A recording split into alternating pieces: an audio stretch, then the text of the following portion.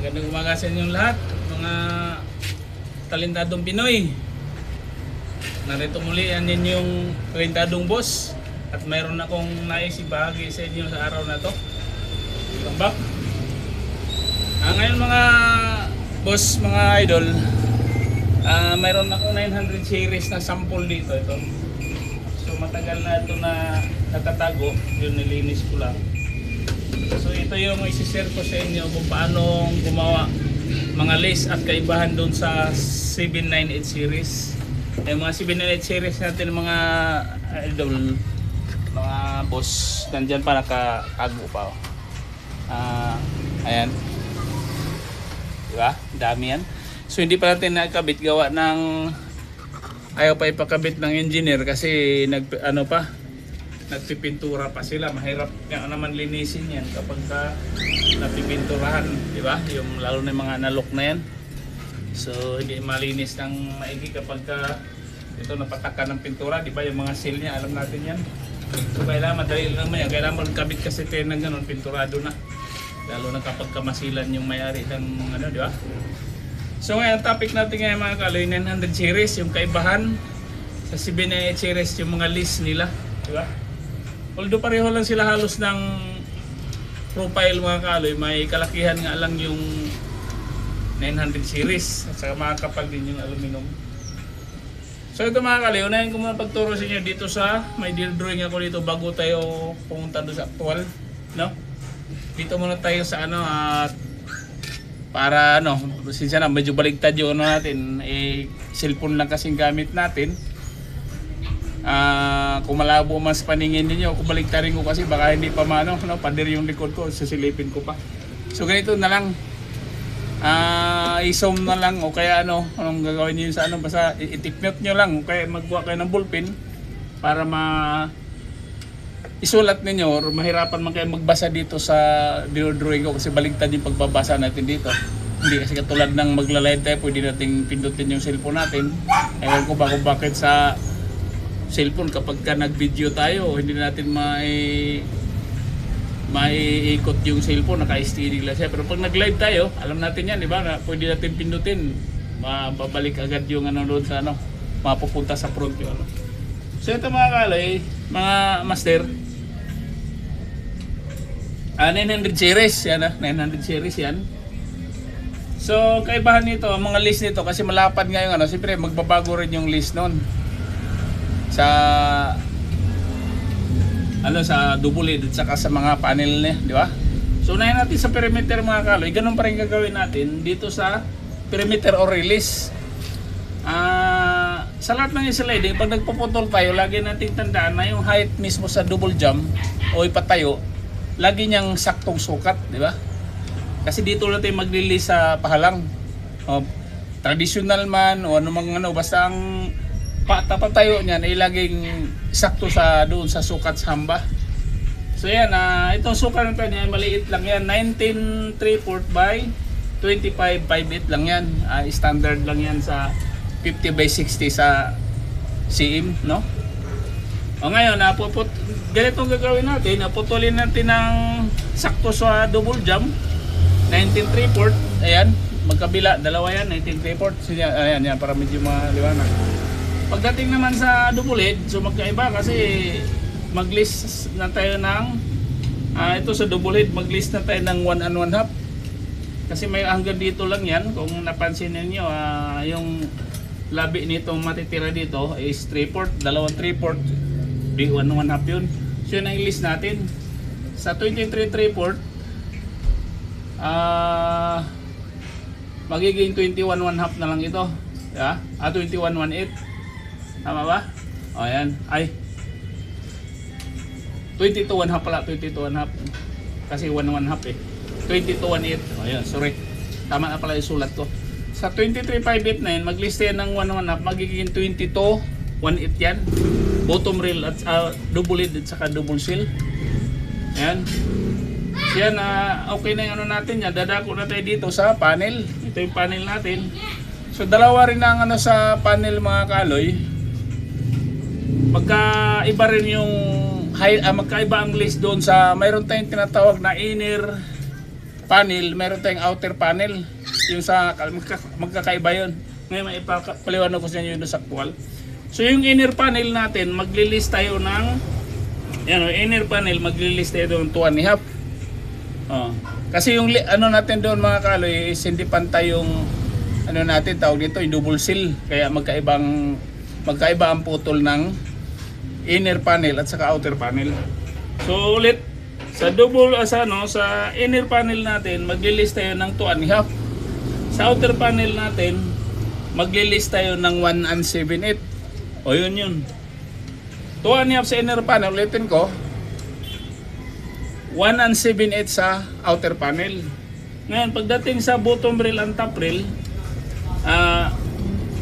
maglilist tayo ng 6/7/8.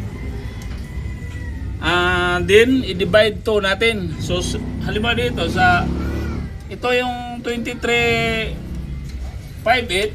Dito na tayo bumasi sa labas-labas dito.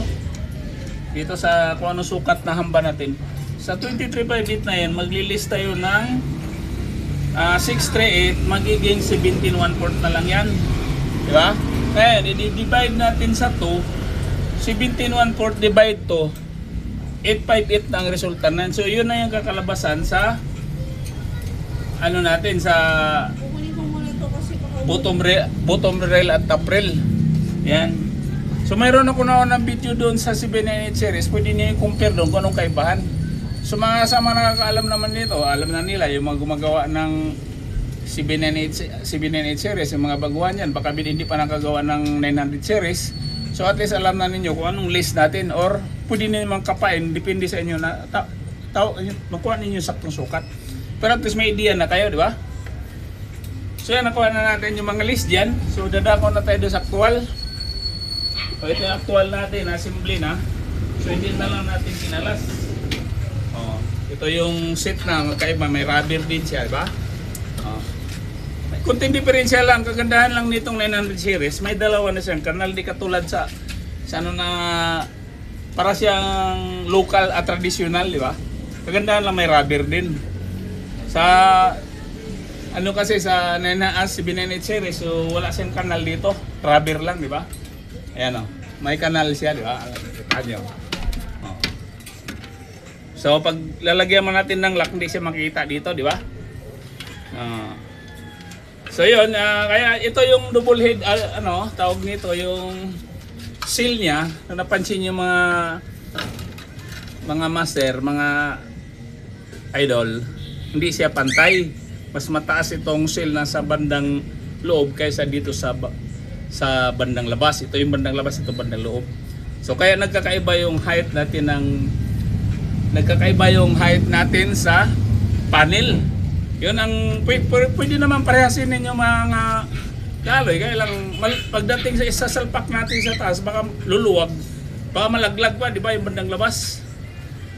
Katulad kasi ng 798 series mga master,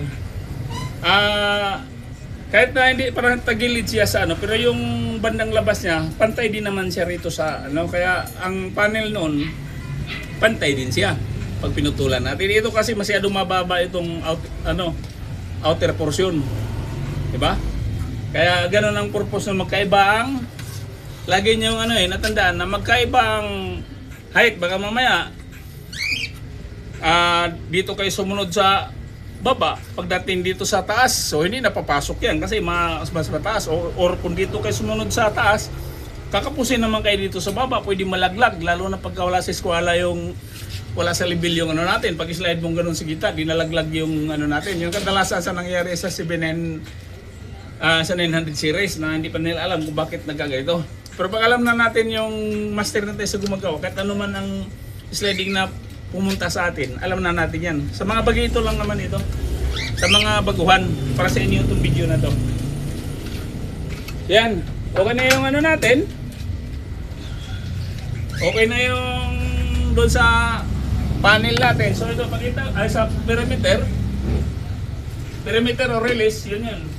So ipakita ko sa inyo mga master, ito yung panel natin. So magkaiba ang height yan, di ba? Tingnan mo. Pakita ko lang yung makita nyo, ayan. Kita nyo Di ba? So diferensya siya ng 5'8" sa height. Oh.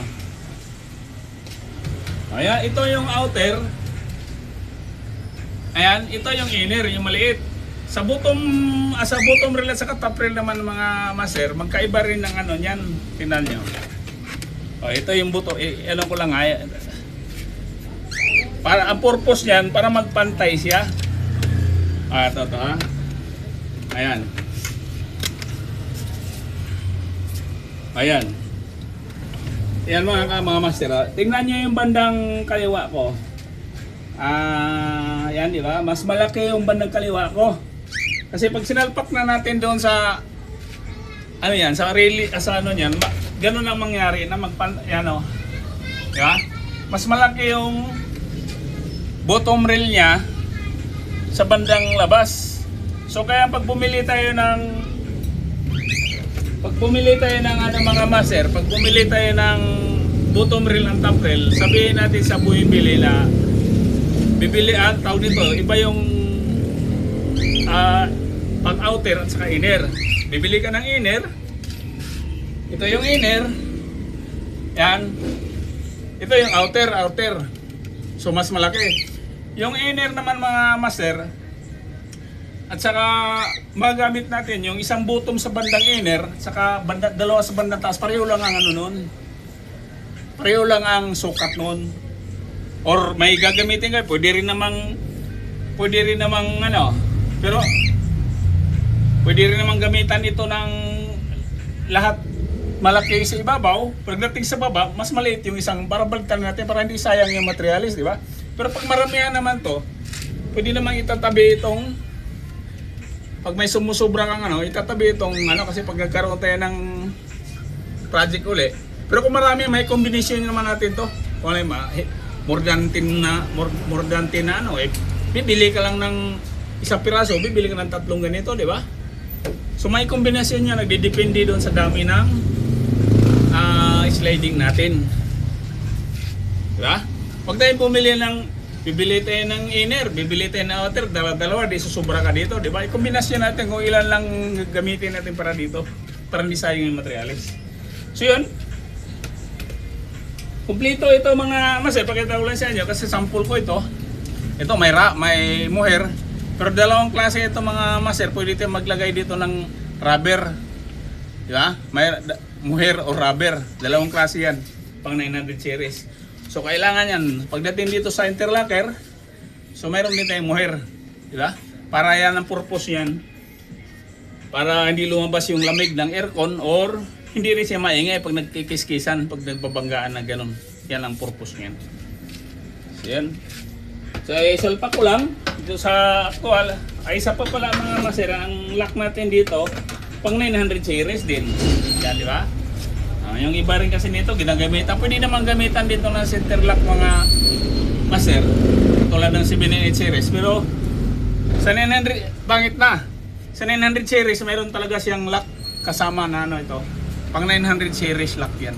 So, papangit yan kung lagyan lang natin siya ng ano rito, tawag nito yung center lock, di ba? So, yan na natin yung i-angkop natin dun sa ano para mas gumanda.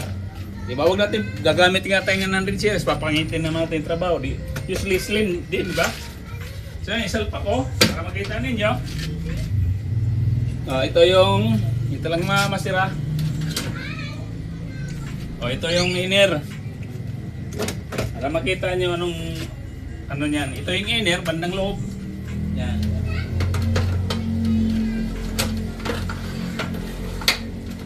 Yan.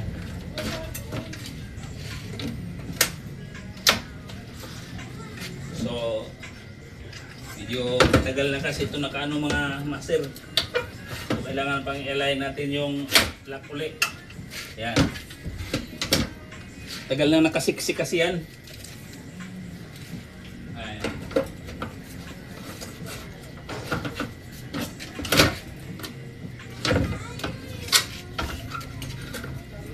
Ayan, di ba? So yan ang purpose yan. Kaya mayroon tayong ilano na mga kaloy, mga master. Kahit malaki siya sa ano doon sa labas, Ah, di ba? Kahit malaki yung banda sa labas, pagdating na may salpak natin yan, ito. So magpantay na siya, di ba? Pantay na siya dyan. Kaysa gagamitan natin ito ng mas maliit, andito na yung ano, hindi siya magpantay yung ano, salamin, di ba? Yan ang purpose diyan sa mayroon tayong inner bottom rail saka top rail, di ba? So pagdating sa taas, pantay. Saka yung pag nag-cutting tayo ng salamin, pareha lang din. Di ba? Kung ano yung putol natin sa inner, pareho lang ang height ng ano, kaysa gagamitan natin ng ano, magkaiba ang sukat ng salamin kapag ano. Saka pangit tingnan yung pag naglihis. Diba? Alam natin yan kung maglihis dito yan. Papangit na yun. Kung mas bababa dito, mas masagwa na sa paningin yan, di ba? Kung bababa itong outer portion, di ba? Parang tagilid yung bintana natin kapag nangyari, mawawala sa levelasyon. Eh, yung bintana nga natin, pag wala nga sa level, napamagitan nga tayo, di ba?